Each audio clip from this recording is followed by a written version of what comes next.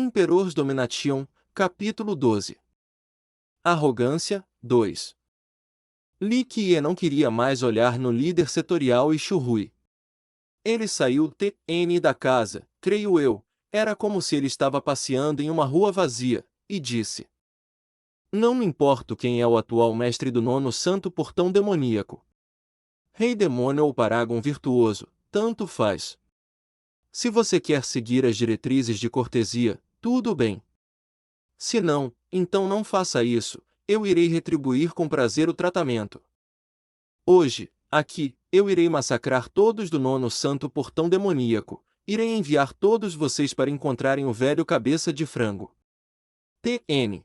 Velho cabeça de frango é um apelido, leia as notas. Bom. Bom. Que corajoso. Irei arrancar seus ligamentos, e em seguida esfolar sua pele. Então veremos como você vai destruir nossa seita. Shu Hui estava sem palavras. Esse era o evento mais engraçado que ele já viu. Essa é a primeira vez que ele viu uma pessoa tão arrogante e ignorante. Agora, Protetor Mo e Não Wai-Ren queriam cavar um buraco e se esconder nele. Um mortal proclamando destruir o nono santo portão demoníaco? Esse era uma seita que era extremamente forte até em todo o grande território médio, ele governava uma nação inteira. Quem poderia realmente massacrá-los? Li Qiye ignorou Shu Hui e continuou andando graciosamente para fora. Bastardo, morra! Shu Hui flutuou no ar e rodou a energia de sua espada em direção a Li Qiye. Parado! Uma voz, semelhante a um trovão no céu, soou por toda a seita, ninguém podia resistir à autoridade contida nela. Ela perfurava direto na alma. Devido a essa voz, até Shu Hui e líder setorial Fu não puderam deixar de se arrepiarem, seus membros ficaram moles. Primeiro ancião. Líder setorial Fu reconheceu a voz, com medo ainda espalhado pelo seu corpo, ele encontrava-se incapaz de acreditar que um assunto tão pequeno estava causando a presença do primeiro ancião. Foi uma competição justa, quando morto, ele pode apenas se culpar por não ser tão habilidoso. Sua voz continuou a rugir pelo céu. Lendas diziam que o primeiro ancião era um ser iluminado. Ele era uma figura no qual a força era somente abaixo do rei demônio. Sua presença hoje fez todos pensarem que há mais do mortal do que os olhos veem. Nossa aliança de casamento entre o nono santo portão demoníaco e seita ancestral incenso da purificação é a tradição na nossa seita. O primeiro ancião, ignorando a morte de Du Yuanguan, deixou sua voz trovejante atacar novamente. Porém, casar não é um assunto pequeno.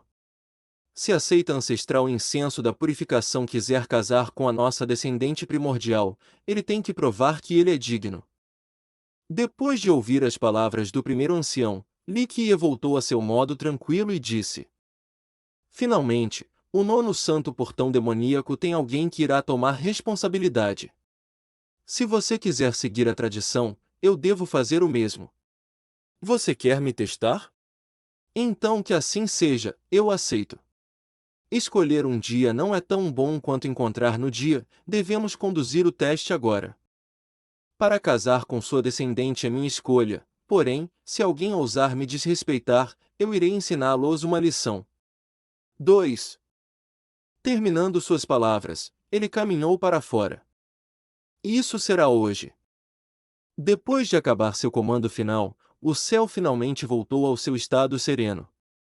Todos começaram a debandar desde que ninguém ousava desrespeitar o comando do primeiro ancião. Entretanto, o consenso aqui era que Li Qiye não sabia que o céu era alto e a terra era ampla. Sua arrogância parecia não conhecer os limites. Protetor Mo não se importava mais com sua imagem. Ele agarrou Li Qiye e carregou-o de volta para o quarto. Seu tolo!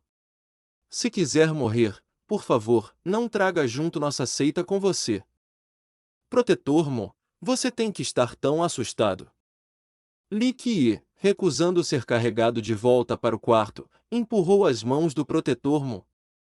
Você! Você! Você! Protetor Mo não se conteve mais e começou a hiperventilar.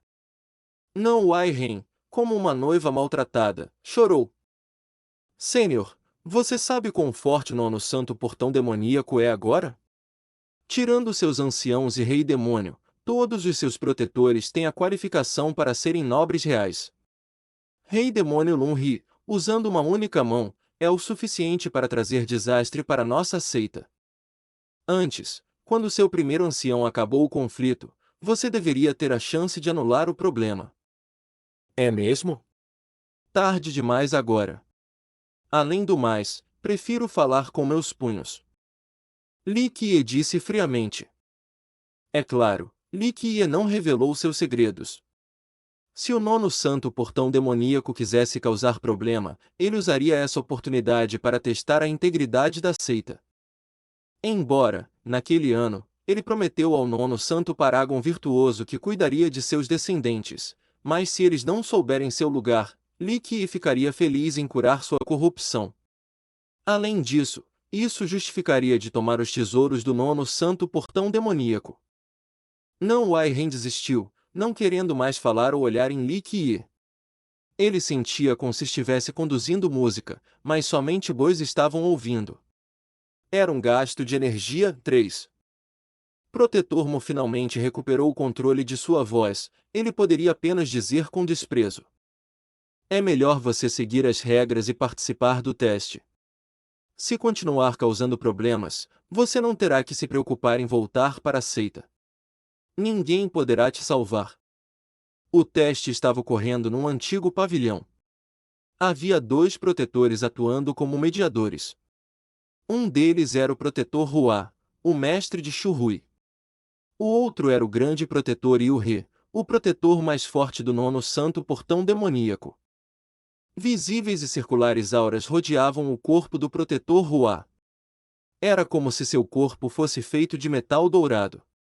Quanto ao grande protetor, sua aura era muito mais intimidante. Sua força de nobre real escoou para fora em uma cor sanguínea em vez de um dourado.